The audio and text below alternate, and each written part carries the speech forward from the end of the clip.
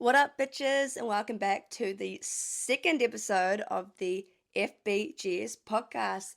Woohoo! Thank you guys so much for joining me on the couch today. I firstly want to say if my face doesn't match my body, it's because I have fake tanned. Firstly, I just want to say thank you so much for all the love and support. We've almost had 300 plays across YouTube and Spotify, and I am so grateful. I was not expecting the amount of love and support I received on this, and I appreciate it so much. If you saw in the first episode, I was really nervous to release this, but no, I'm so happy that I did.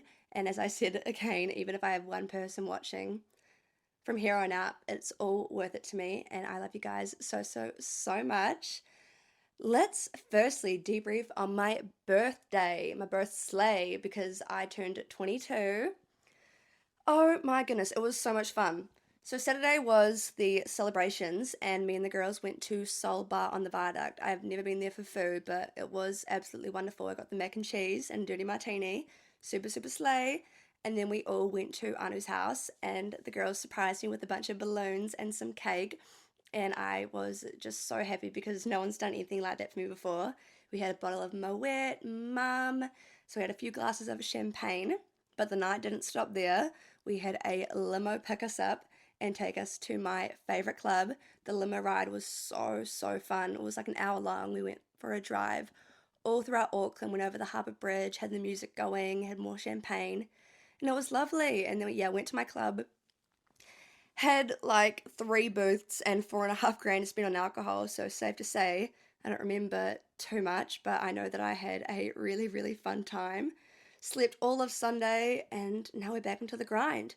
Back into uni, back into reality. Unfortunately, but I had the best time. Thank you guys so much for all the birthday wishes. I felt so loved in all directions, and it was absolutely wonderful. So here's to 22, and I'm not looking forward to 23. Anyways, let's get into the topic of today's podcast, which is my 2024 situationship and the lessons I learned from a man who didn't want me. Okay, so when I broke up with my. Also, if you see a sandfly dotting around, I apologize. He's also a guest on the podcast. So, yeah, when I broke up with my second ex, it was because he cheated on me, but a lot of it was because he moved over to the Gold Coast. He lived in Auckland his whole life and he wanted to start fresh and have a new journey. And after that relationship was over, I realized that getting into relationships quite young is pretty difficult considering you have your whole life ahead of you and your entire life plan. And it can be really difficult to navigate your wants and needs and their wants and needs and their goals in life and what you want to do. So I was just sworn off men like that, and also the cheating and the lying and the Instagram following and all of that stuff. I was just like, you know what? Nah, I'm done. I don't want to find anyone until I'm like 29, have kids, because I'm not really for me. I don't want to like date around. I'm like dating to marry. I'm not really interested in having a bunch of short term flings because unfortunately I fall in love pretty hard out and I can't seem to casually date. So yeah, I was sworn off men, and from June 2023 till April 2024, I was so happy. Really loved my life. Wasn't on any dating apps, didn't deal with any of that shit, and it was great. But yeah, I went out one night in April 2024 and I went to the club and I stumbled upon this man and we got to talking. And he was telling me about how he's going to fly me out to New York Fashion Week, how he knows all these famous rappers. So I thought this man wasn't even from New Zealand. I thought he was like an American famous rapper. Turns out he's a basketballer from Christchurch. But I was like, you know what? Let's do it for the law and plot. So I went home with him just for fun. And then the next morning, I was like, not that interested. Like, it's all good. But we got each other's Instagrams. He started sliding up on my stories and trying to make plans to hang out. And I was saying to the girls, like, oh, I don't know, like, oh. And they were like, you know what, like, you might as well just do it. And I was like, okay, bad decision, unfortunately. So we were talking for a little bit. And then a couple of weeks after this, we went out together, went over to his place. and he introduced me to all of his friends, told me that he's never like taken someone out like this with him before, and we had like a nice time. At this point, I still wasn't like committed to it, but I was like open to it, because what I quite liked about him is that him being a basketballer and not really wanting to work a 9 to 5, and with me also not wanting to work a 9 to 5, I thought that our lives could work if we wanted it to.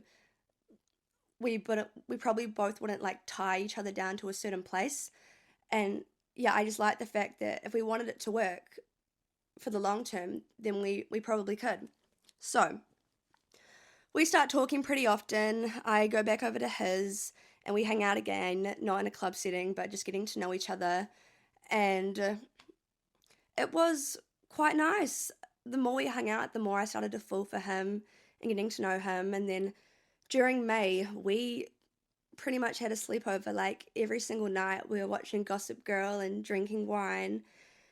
And it was wonderful. I really, really loved it. And I was so happy. And I really liked this man. And I was saying to him, like, I really hope you don't break my heart, because, I swore off men. Like, you're the only person I'm talking to. You're the only person I would see myself talking to for a really long time. And he reassured me over and over again and would tell me that he wants to keep getting to know me and eventually date me. And I was really, really happy with all of that. And, but one time we were hanging out and he told me that he's a flat earther. So this man is like the most Christian person I've come across, and like obviously nothing wrong with that, but for me, like, I'm an atheist. I think like I don't really like vibe, or I'm not really like involved. I don't know how to describe it in that sort of stuff. Like, you do you. Completely happy that you're Christian. But he was talking to me for an hour about how he thinks the earth is flat, the sky is like an ocean, and that there's no such thing as space, and it's just God's world, and it's just God, and the Holy Spirit's gonna come back for us, and Willie, what are you gonna say when he comes back? And I just kind of like sat there and listened to it, and I was just like, interesting. This man that I'm head over heels for is a flat earther. But I looked past it. Like, fair enough, that's his truth. Not many people agree with it. But that's fine with me, apparently. But anyways, so that happened. We continued hanging out. He'd talk about God all the time, but I just sat there and listened. However, things were going great until June, and I went to Fiji for 10 days. And before this, yeah, he said he wanted to make me his girlfriend, and I was so excited to come back. We were still talking while I was in Fiji and FaceTiming every now and then, and it was all good. But then I came back, and he started a new job and was pretty busy. So it went from seeing each other every day to seeing each other once every 2 weeks, once every 3 weeks. And it was really, really hard for me going from such like strong, like hard out, like just really, really great connection and feeling and chemistry and vibe, and just seeing each other all the time was amazing, to like nothing. And oh my gosh, you know how Emma Chamberlain said that he had his fingers like in every fold of her brain? I felt that from the moment I woke up to the moment I went to sleep. I thought about this man through and through, and it consumed every single part of me. And I'd think, like, what did I do? What could I do? What could I not have done? Why did it switch up? Because I think the thing that made me like kind of addicted to this is that he didn't want me at first. Then when I wanted him, he started to drift off. But he gave me enough attention that I stayed. And even though I shouldn't, even though I should have left the second that it started to get bad, I didn't. I held on to something that didn't exist anymore. But he'd also go out every single weekend, and I'd see him at the club because there's only a couple that I like to go to, and it's a couple that he likes to go to too, which is why I don't want to release this on my birthday. But yeah, I'd see him in the club every weekend, and he like would like pretty much ignore me. Sometimes he'd spend a little bit of time with me, but for the most part, he'd always just walk away every time I went up to him and tried to talk to him because I hadn't seen him in weeks. But I look past that. I don't know what kind of disrespect it is, like not seeing me. Like, we'd still talk, but not like how we used to. Like, when I got back from Fiji, I thought he was going to take me on a date and make me his girlfriend, because that whole time he still hadn't taken me on a date as well. Um, but yeah, I just kept holding on throughout this like period. It was like a month and a half or so of this happening. I called him 3 separate times to be like, hey, like, what's going on? Like, is everything okay? You know, and he reassured me every time saying, no, everything's fine. I just got a new job. I'm really busy. I have a lot going on. It's like, personally, like, it's a bit hard for me to like reach out and like be there all the time. And I was like, that's fine. But I just don't want to hold on to something that isn't real. And he reassured me every time that that's okay. And I said that I don't need to see him all the time, but I just want to make sure that, you know, that this is real and this is still worth something, like, not necessarily fighting for, but staying for. So yeah, I just dealt with that for a while, and then it was August at this point, and I was in the club. I had just got in there and I was having such a good time, and then he pulled up, took me outside in the club, and said, "Yo, you should start seeing other people. I don't want to lead you on because I'm probably gonna go over to America and keep playing basketball." And I just sat there like, "What did you just say to me?" In a club, you are pulling this on me. And then I went inside and I grabbed Anna and we went home and I just sobbed in her arms for hours because I wanted it to be him so badly, because I swore off men until I was like 28, 29, and I allowed this person into my heart and I was so nervous, but it felt right because he reassured me, and I was just so sad that this happened to me when I could have just avoided it all in the first place. And I messaged him the next day saying like, I want it to be you. And he said, I know. And then he didn't talk to me for like a week. So one night during the whole time where he was seeing me once every like 2, 3 weeks, I was out in the club and I was with Chloe. And this guy came up to me and started talking to me, but I said, I'm not gonna like give you any of my time or day.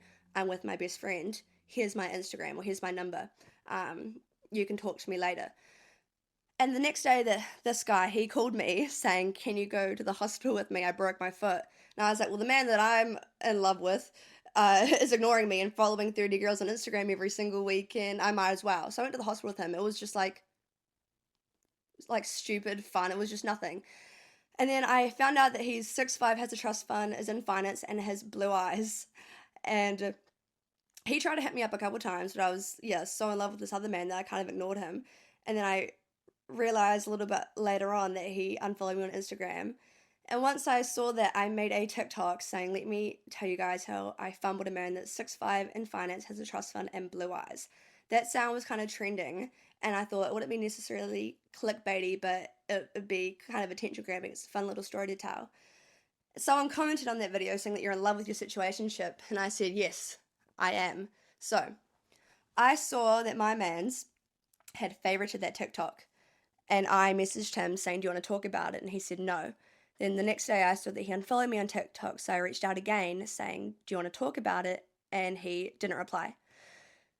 So the next day I messaged him and I said, look, I feel like I've done everything I could, but I don't think this is going anywhere.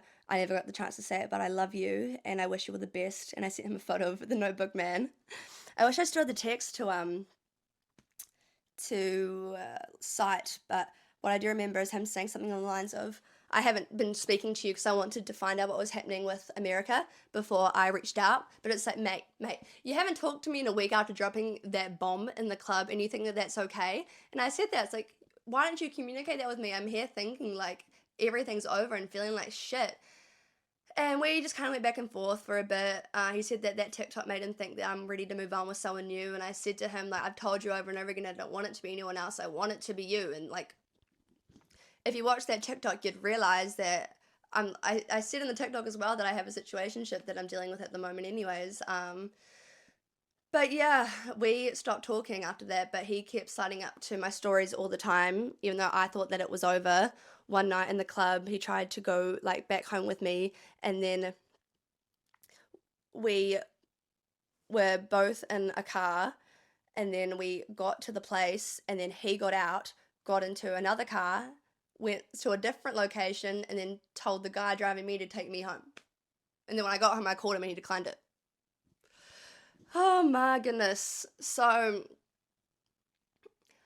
we weren't really talking after this, but the law ball was coming up because I'm a law student, and every year there is the law ball, and this was in October, like early October, and I found out that all my friends were bringing their boyfriends, so I sent him a message, and I was like, yo, the law ball is coming up, everyone's bringing a date apart from me, and you're obviously the only person that I would want to come with me, like, would you like to? And he said that he's really keen, but he'll see his basketball schedule. And then it got to like 2 days before the law ball, and I said, like, can you come? And he said he had his game at like 3 p.m. and that he can't do it. And I was like, the law ball's at like 8:30. You could make it if you wanted to. And he just kept pulling out. And one thing that would happen all the time when it was once every 2-3 weeks of seeing him, is that we'd make plans, and then while he's like on his way to come over, he'd cancel and say that he was coming over tomorrow. That happened about 5 times. Guess how many times that he came over tomorrow? Never. And it just really, really upset me that he could have made it to the law ball, but he didn't. And then we ended up calling, and I finally like lost my shit, and I started crying, saying like, you're so selfish and manipulative, like it's embarrassing how that you treat me and all this stuff. And I'm just like, I'm done. And all he could say was, I'm sorry. And it was really, really hard to be like, it was just awful. And then after that, I blocked him on everything, and I felt so free and so amazing. And then I didn't see him for like a month, up until like, this is like November now. We're in the club, or I was in the club, and he was there, and then he came up to me and tapped me on the shoulder and told me that he misses me so much. He misses watching Gossip Girl with me. And then started saying that I'm the love of his life. He wants me to be there with him through everything, that he loves me so much. And then we went home together. He left early the next day, but I thought that was fine. And then the next weekend, I see him again at the club, and he completely ignores me. Doesn't say anything to me. So I messaged him, and I said that last weekend was lovely, but you can't treat me like that again. That's just like not very nice. It's pretty upsetting. And he was like, I understand. That's it. And Amy was sat there next to me, and she was getting so angry, and I was like, I can't say anything to him because all he says is, I'm sorry, or I understand. There's no getting through to him. It's like he's an NPC. I swear to God, he's an NPC. If you're in love with an NPC, I'm sorry, babe. So, Travis Scott. This is a really hard one for me to talk about. So, I was in the mosh pit for Travis Scott. And who the fuck do I run into? I'm sat there in the mosh. Here he comes, walking over. Who sees their ex at the Travis Scott mosh pit? And then he gives me a hug, it tells me I look really good, tells me there's an after party that I should come, and I was like, okay, bet. So he ended up posting up like maybe 5 people in front of me, and before the concert started, I noticed I'm talking to this girl for so long, and I was with Maddie, and Maddie was like, don't worry about it, like it's all good.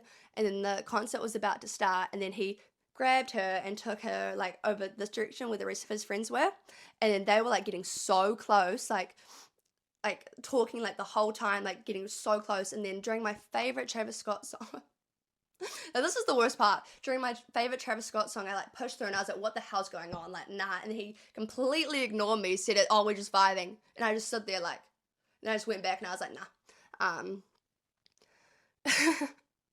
And then I saw him at the end of Travis, and I was like, oh, send me the details for the after party.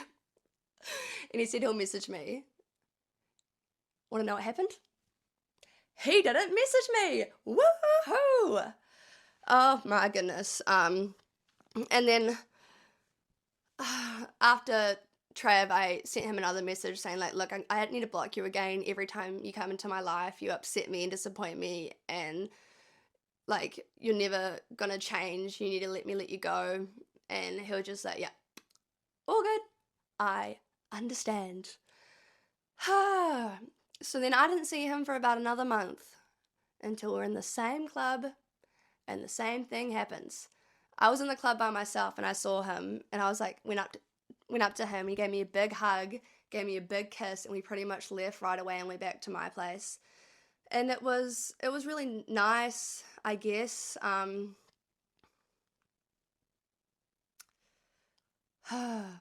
then the coming months, this is like December, from like December till like February or so, it would be a mixture of seeing him in the club, him completely ignoring me, or us going home together, one or the other. And sometimes I'd come home and just stare at the wall and start crying, thinking, why am I letting this man into my life over and over and over again, knowing what he's like and knowing he doesn't care about me? It's the kind of thing where I'm running after someone that looks back occasionally to see if I'm still there, and he has no intention of turning around and actually being there.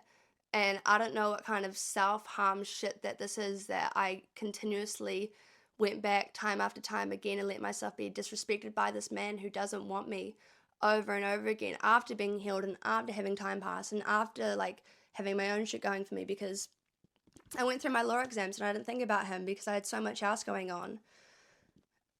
And then like there was this one time where I saw him and I hadn't seen him for a while, and I said, oh, hey, like, oh, I'm going outside for a vape, do you want to come? And he was like, no. And I just thought, like, if that was me, I'd drop everything to go outside and have a vape with you. Yeah, it was just really shit. Thankfully, I'm done with it. And me releasing this podcast is like, I have to be. And I hope that I don't see him in the club again. And if I do, I'm sorry. This is my truth, okay? But if you're going through something similar, I'm really sorry. And you're not alone, because I don't know what it is with being in love into a man that doesn't respect you, doesn't want you, and doesn't love you, and for some reason you just keep going back and you allow yourself to get disrespected over and over and over again, and you're aware of the fact that it's wrong, you're aware of the fact that you deserve so much better than this, but for some reason you just can't seem to let go, and you can't seem to let go of the acceptance of them and the validation of them with you. Thankfully, I'm pretty over it now. Well, I am over it now. It was a big part of my life, and it took up a lot of my time, and it was pretty annoying.